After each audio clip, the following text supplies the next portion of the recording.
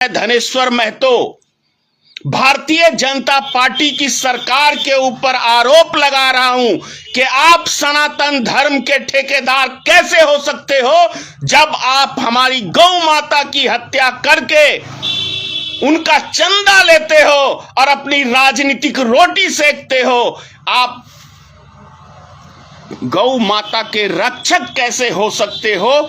इसका जवाब तो श्री नरेंद्र मोदी को और भारतीय जनता पार्टी के नेताओं को देना चाहिए कि आप सनातन धर्म के दुश्मन हो।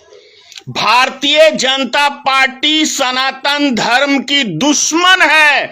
हमारे धर्म को समाप्त करने का बहुत बड़ा षड्यंत्र रच रही है।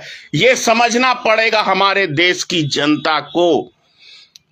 मेरा बस सीधा सा प्रश्न है कि 250 करोड़ रुपया चंदा आखिर भारतीय जनता पार्टी ने बीफ कारोबारियों से लिया है ना? ये मैं नहीं कह रहा, ये एसबीआई ने खुलासा किया है बॉन्ड पेपर के माध्यम से। जो सुप्रीम कोर्ट का सख्त आदेश हुआ तब चंदा का धंधा का खुलासा हुआ कि चंदा के धंधे में मोदी जी कितना आगे हैं और भारतीय जनता पार्टी कितनी गिरी हुई पार्टी है, जो अपने ही गौ माता की, जिसको हम लोग मानते हैं सनातन धर्म के लोग, क्योंकि हम लोग गौ माता को मानते हैं, सनातन धर्म में उसे पूजनीय माना जाता है, तो फिर भारतीय जनता पार्टी कैसे सनातन धर्म की रक्षक है? 250 करोड़ रुपया चंदा लिया गया है बीफ कारोबारियों से, जो गौ माता की हत्या करके विदेशों में उसका मांस बेचने का काम करती है। इसीलिए मोदी जी के आने से भारत विश्व में नंबर 1 बना बीफ कारोबारी में। इससे पहले 75 सालों में कभी बीफ कारोबारी में भारत नंबर 1 नहीं बना। भले मोदी जी या भारतीय जनता पार्टी कांग्रेस पार्टी को कितना भी कोस ले, कितना भी हिंदू मुसलमान के नाम पे उसको बदनाम करे, लेकिन दूध का दूध और पानी का पानी तो हो गया ना कि बीफ कारोबारी को बढ़ावा देने में मास्टरमाइंड श्री नरेंद्र मोदी। और मैं तो एक भाषण में यह भी सुना हूं कि आखिर इतनी गौ को हम रख के करेंगे क्या? वो भी एक भाषण है। और जो दम भरते हैं, जो लोग दम भरते हैं श्री नरेंद्र मोदी का, और मैं उन भक्तों से कहना चाह रहा हूं, भाई भक्ति तो ठीक है, लेकिन अपनी आंखें खोलो कि आखिर, मैं फिर वही बात दोहरा रहा हूं कि आखिर 250 करोड़ रुपया भारतीय जनता पार्टी ने बीफ कारोबारियों से लिया, तो इसका मतलब भारतीय जनता पार्टी खुद सनातन धर्म की दुश्मन है, हमारी गौ माता की दुश्मन है। हमारे गौ की हत्या कराने में बहुत बड़ा योगदान श्री नरेंद्र मोदी का है, योगी आदित्यनाथ का है, जो भी भाषण दे रहे थे उत्तर प्रदेश के अंदर। तो ये तो समझने का जरूरत है। मुसलमानों को तो हम लोग यूं ही बदनाम करते हैं, क्योंकि दरअसल गौ भी हम ही बेचते हैं, बैल भी हम ही बेचते हैं, भैंस भी हम ही बेचते हैं, क्योंकि मुस्लिम नहीं के बराबर इनका पालन करते हैं, तो बेचते हम हैं। तो जिनके धर्म में उसे पूजनीय माना ही नहीं जाता है, जाहिर सी बात है वो जिस काम के लिए लेते हैं वही करते हैं। और आपने देखा होगा कि एक भारतीय जनता पार्टी का लीडर भी त्रिपुरा के अंदर बोला, मैं गौ मांस खाता हूं। वो भी प्रदेश अध्यक्ष, कोई छोटा मोटा व्यक्ति नहीं, कोई छोटा मोटा कार्यकर्ता नहीं, लेकिन एक भी भारतीय जनता पार्टी के लीडर ने, और प्रदेश अध्यक्ष कोई यूं ही नहीं बन जाता, उसे केंद्र से सहमति मिलती है तब वो प्रदेश अध्यक्ष बनता है, कोई यहां से नहीं बन जाता। तो समझिए क्या केंद्र सरकार ने इस पे एक्शन लिया? नहीं लिया, खामोशी से रहा, क्योंकि ये सौदागर हैं, सौदागर, मौत के भी सौदागर हैं और हमारी गौ माता के भी सौदागर हैं, जो उसका चंदा खाते हैं और उस पर खूब धंधा करते हैं। तो भाई समझिए वक्त है। और अभी त्रिपुरा के अंदर जो ये 400 पार का नारा मोदी जी दे रहे हैं, 400 पार, तो कैसे हो रहा है 400 पार? 100% से भी अधिक मत गिर रहे हैं ईवीएम के अंदर। ये हम नहीं कह रहे, ये चुनाव आयोग का आंकड़ा है, क्योंकि आंकड़े तो वही रिलीज करते हैं। 100% से त्रिपुरा में अधिक मत हुआ है, कहीं 105%, कहीं 110%, राजस्थान में भी कुछ ऐसा ही है, कर्नाटक में भी कुछ ऐसा ही है। तो इसीलिए मोदी जी 400 पार का नारा दे रहे हैं, और इसीलिए बोल रहे हैं कि भाई हम तो 400 पार करेंगे, क्योंकि चुनाव आयोग हमारा गुलाम है। चाटता है तलवा श्री नरेंद्र मोदी की, आरएसएस का, उसी के यहां से तो नियुक्त होते हैं ना।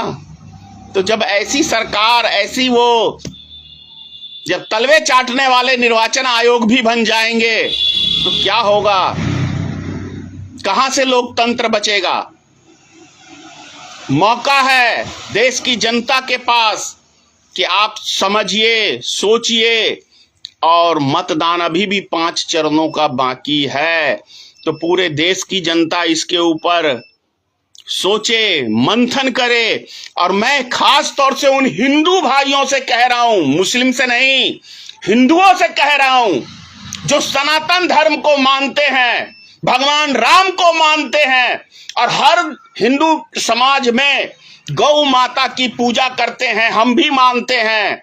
लेकिन मैं पूछना चाह रहा हूं कि आखिर गौ माता की हत्या करने वाले का क्या आप लोग साथ दोगे? जो गौ माता क्या चंदा खाने का धंधा किया, क्या उसको आप वोट दोगे? यानी भारतीय जनता पार्टी ने जो 250 करोड़ रुपया खाया, गौ माता की हत्या करवा के उसका चंदा खाया, क्या उसको मत दोगे आप? ये आपको तय करना है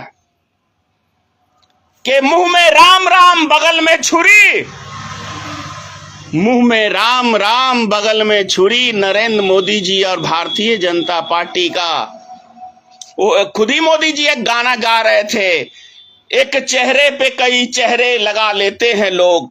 तो मोदी जी, ये गाना तो हकीकत का है, लेकिन आपके चेहरे पे 1-2 चेहरा नहीं, हजारों चेहरे छुपे हुए हैं आपके। ये भोला भाला चेहरा के अंदर कितना बड़ा शैतान छुपा हुआ है, ये सब समझ नहीं सकता है मोदी जी। बहुत कम आदमी जानते हैं, लेकिन धीरे धीरे सच्चाई छुप नहीं सकती बनावट के असूलों से, खुशबू आ नहीं सकती कभी कागज के फूलों से। मोदी जी, आपका चेहरा भी उजागर हो गया है, आपका चरित्र भी उजागर हो गया है, आपके कारनामे भी उजागर हो गए, और आपका चंदे का धंधा भी पूरे देश की ने और पूरी दुनिया ने देख लिया कि मोदी जी बोलते कुछ हैं, करते कुछ हैं, ईमानदारी का ढोल पीटते हैं, लेकिन देश के सबसे बड़े गद्दार और सबसे बड़े लुटेरे श्रीमान नरेंद्र मोदी जी हैं। बोलते हैं कि मेरा 140 करोड़ का परिवार है, लेकिन माननीय प्रधानमंत्री का सिर्फ 25 आदमियों का परिवार है, और 25 आदमियों के लिए पूरे देश को बेच के उन 25 आदमियों की झोली में डालने का काम मोदी जी ने किया है। तो क्या आप फिर से देश बेचने के लिए मोदी जी का साथ देना चाहते हैं? LIC को बेचा, बैंकों को बेचा, एयरपोर्ट बेचा, रेलवे बेचा, BSNL बेचा, पेट्रोलियम बेचा, क्या बचा? देश का लाल किला, उस पे को भी बेच के मोदी जी, मेरा क्या है, मैं तो झोला उठा के चल दूंगा। मैं देश की जनता से कहना चाह रहा हूं, भैया इसको झोला लेके भागने मत देना, क्योंकि ये देश में देश को लूट के और झोले में लेके भागने का एक भाषण है मोदी जी का। तो मोदी जी को भागने नहीं देना है। इसी देश में उनके कृत्यों की, उनके कुकर्मों की आप सबको सजा देनी है और मोदी जी को 400 से हराइए, यानी 150 में मोदी को सिमटिए और उसके कुकर्मों का दंड आप तमाम देश की जनता, आपने याद होगा नोटबंदी के समय में क्या कहा था मोदी जी ने, भाइयों और बहनों मुझे सिर्फ 50 दिन दे दो, 50 दिन दे दो, यदि मेरी कोई गलती कहीं नजर आ जाए तो जिस चौराहे पे जिस जगह आप लोग जो सजा देंगे वो मुझे कबूल है।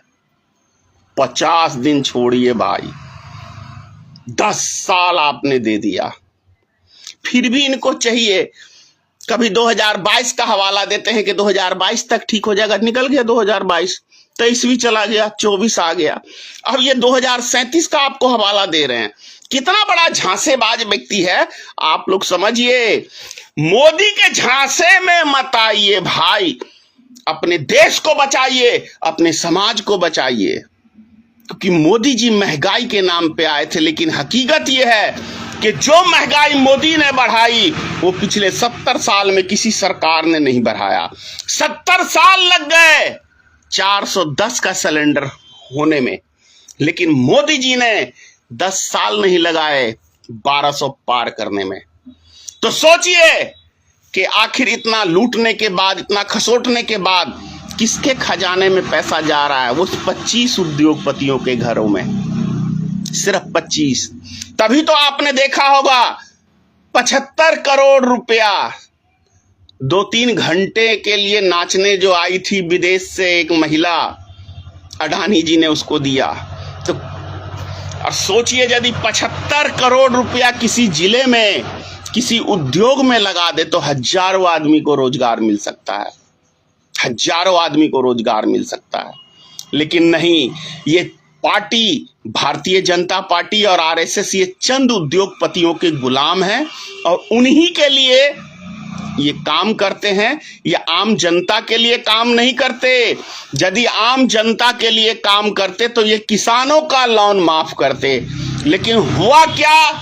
16 लाख करोड़ रुपया इस देश की खून पसीने की कमाई, आपका खून चूस के 16 लाख करोड़ रुपया माफ किया, तो इस देश में उद्योगपतियों का माफ किया और